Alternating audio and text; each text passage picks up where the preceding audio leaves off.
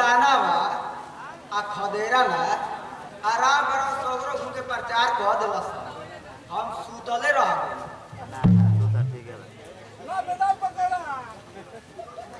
लागत कि हमरो अब चालू करही के पड़ी ना भैया हां चालू करिए बाबा हो बेला सब बाबा करत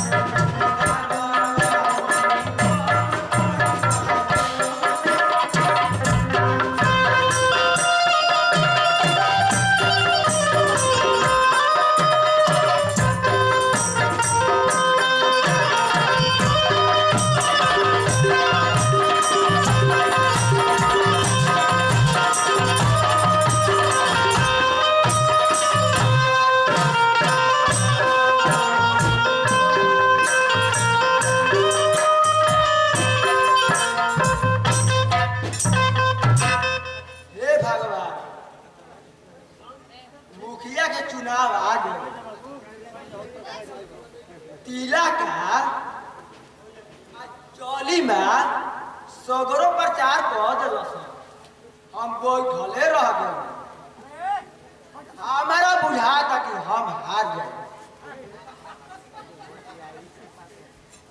ना हम ना हारब जेकरा भी नौ गाड़ी कानून तो कैसे हार जाए हम ऐसा नियम निकालम कि जवन लड़का पहले में पढ़त बाड़न उ तो वोट देबे करी हन संगे संगे 6 महीना के लड़का वोट देवे खातिर तैयार हो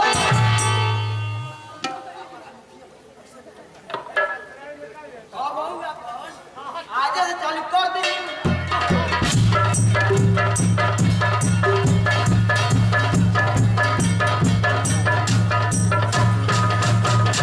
भैया बहनी से ये विनती बाकी सबसे पहले हमार बात सुन लीजिए आ तो बाद में वोट देवे खातिर 5 नंबर वार्ड में चले जाए अगर हम जीत जाए भैया ऐसा नियम बनाई अगर हम जीत जाए भैया ऐसा नियम बनाई आ लड़का करिए पास भैया लड़की भैया 18 दिन छुट्टी रही भैया 12 दिन पढ़ाई 18 दिन छुट्टी रही भैया 12 दिन होई पढ़ाई आ जिनका गली में हाथ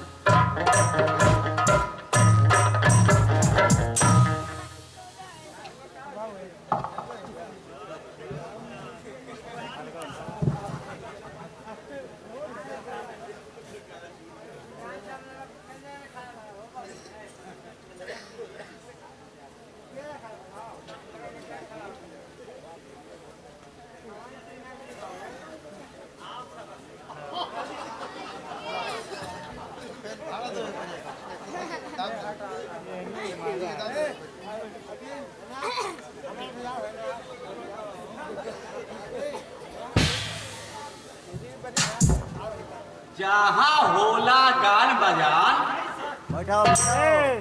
कवि बन के जाइला गावे में यदि कमी होला तो ढोलक लेके पराइला एको काठा खेत नइखे आ जोड़ा हर चलाइला आ देसी मनई कहाइला जहाँ होला शादी बियाह अगुआ बन के जाइला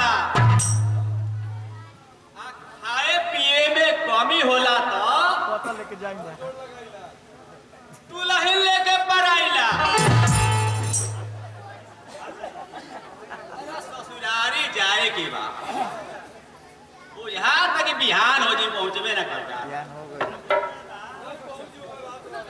रास्ता से जाए हमारा बुझाते नहीं हाजपुर में क्या है नहीं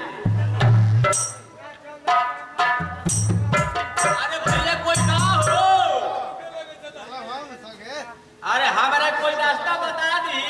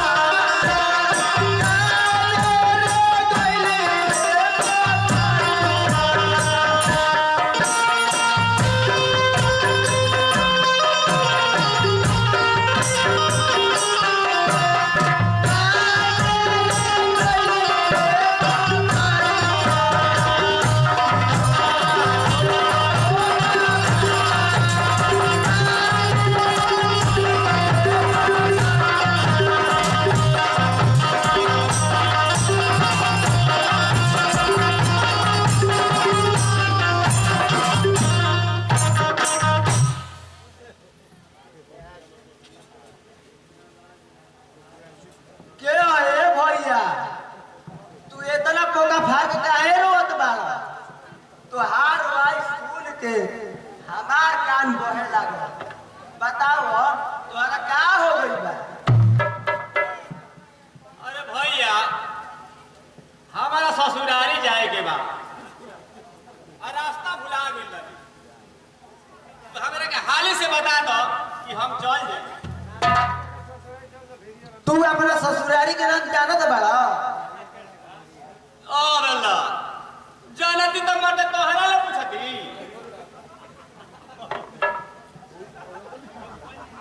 अच्छा ये बताओ तो बियाह हो गई ना? बियाह हो गई तो मतलब जानती ना हो?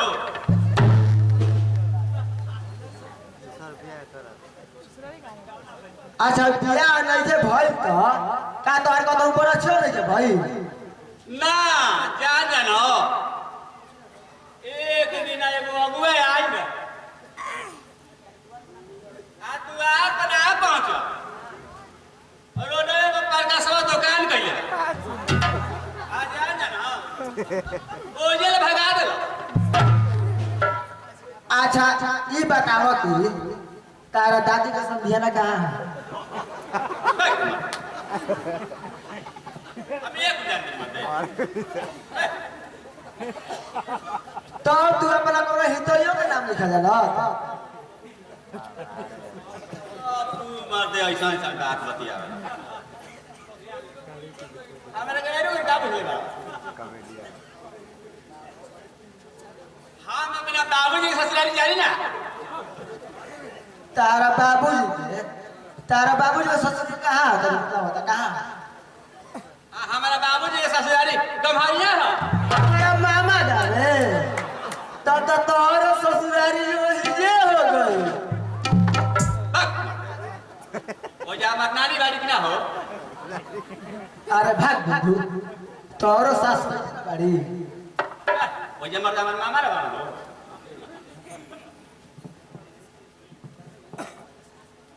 वो जा हमारे बाबूजी के सास बाड़ा हमारे बाबूजी के ससुर बाड़ी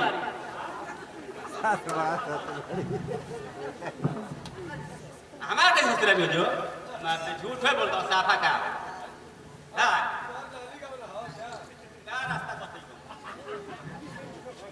अरे भाग भागो कहीं तुम्हारे गाँव में उसे भय लगा तो का भय नहीं थे ये कैसे? हमारा गांव में का भइल बा?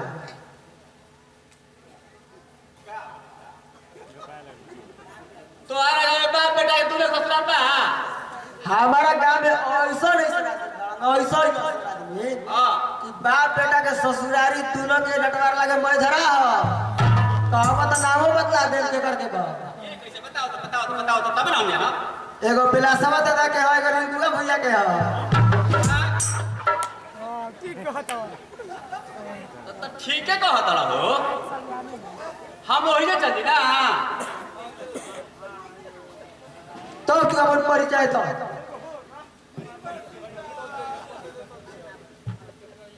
अच्छा ये बताओ अपन परिचय ना बतैला हमरा के। पहले तू अपन बताओ ना। हमार नाम श्रीमती पंजाब कुमारी है। श्रीमती पंजाब कुमारी हाँ तुहार तो नाम मेहरारू ऐसा का हो तू ऐसा नाम काहे रखल हम ऐसा नाम ऐसे रखरी कि जब मीरा मेहरारू हो के आ मीरा सिंह लिखवाओ मीरा कुमार लिखवाओ। बेटा अभी ना भाई निकल तो अब तो तुहार नाम ठीक है बे। पंजाब कुमारी काहे ना रखो। मरसीन चलता है तो ना गजब पड़ा। अच्छा तू अपन परिचय दो। हमार ऐसा नाम बा कि ए धरती पर चेतना आदमी बाड़न उ सब हमार नाम जानत बाड़न। कैसे कौन सा नाम हो मरते साफा झूठ का बोलते रहे। ऐसे हम मस्जिद में पाठ करीला आ मंदिर में नमाज पढ़ीला इंसान से भगवान मत बनी यही सब हम अपहरण करीला आ ना कबो झूठ बोले के सिखले बानी आ ना कबो सच बोले के कोशिश करीला। ई गड़बड़िया रामायण पढ़ला से काम ना चले जानल। तू एतने में चिल्ला पिला यहाँ तक जौन मरे लगेला उ सब हमार नाम लेके मरेला।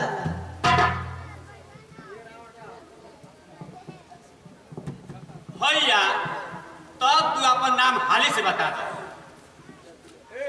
हमार नाम टाटा है। अरे मर्द है क्या यही बमर लाइका में टांका पीटले बाड़ा।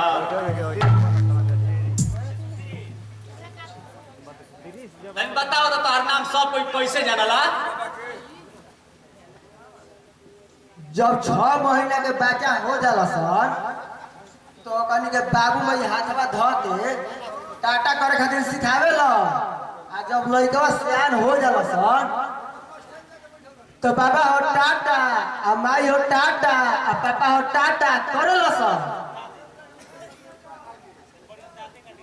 अच्छा ये तो हम मान गए बाकी मरे वाला बुढ़ावा कैसे करेला सब।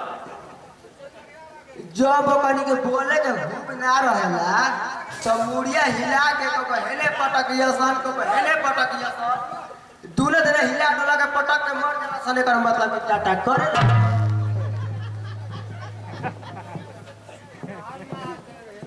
अच्छा तू अपन पूरा नाम बताव तो। हमार पूरा नाम श्रीमती टाटा सिंह।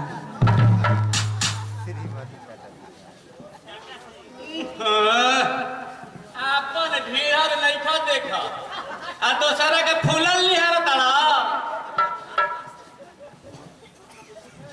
तोरो तो नाम है। मेहरारू लिखा बा। जब हमारी के प्रधानमंत्री आधा हिंदू आधा मुसलमान रहन तो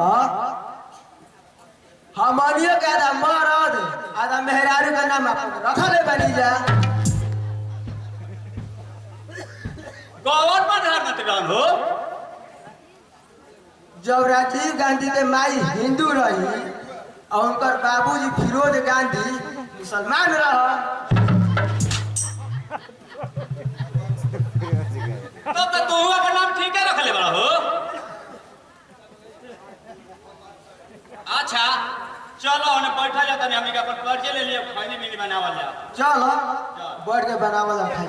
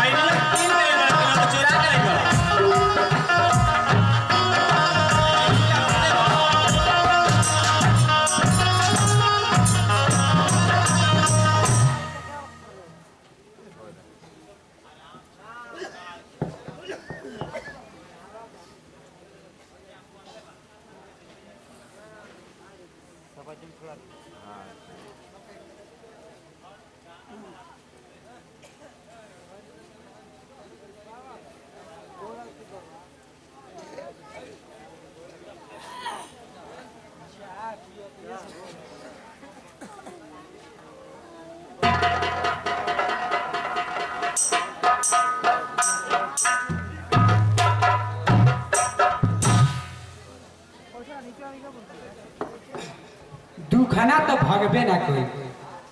अच्छा ऊ ना भागल तो लंगड़े के मरवा दी, ना रही बास ना बाजी बसूरी।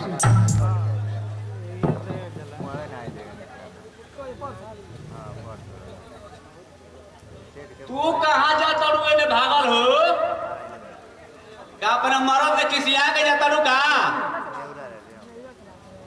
ना भैया हम अपना मर्द से खिसिया के नहीं भागल, हमारा पर एगो विपत आ गई बा।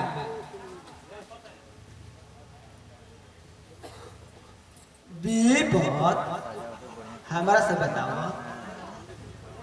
हम न पानी ओकर जुगाड़ करे वाला।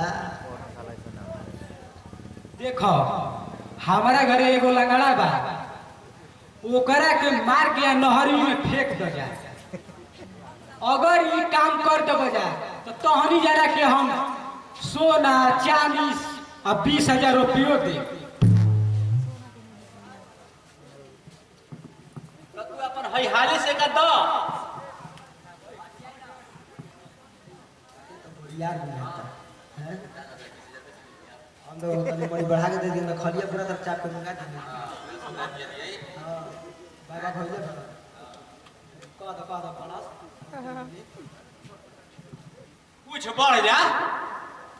अब एकरा से आगे हम ना पड़ब, हमारा भी जौन बात तो हम दे तनी ठीक नहीं। आ जब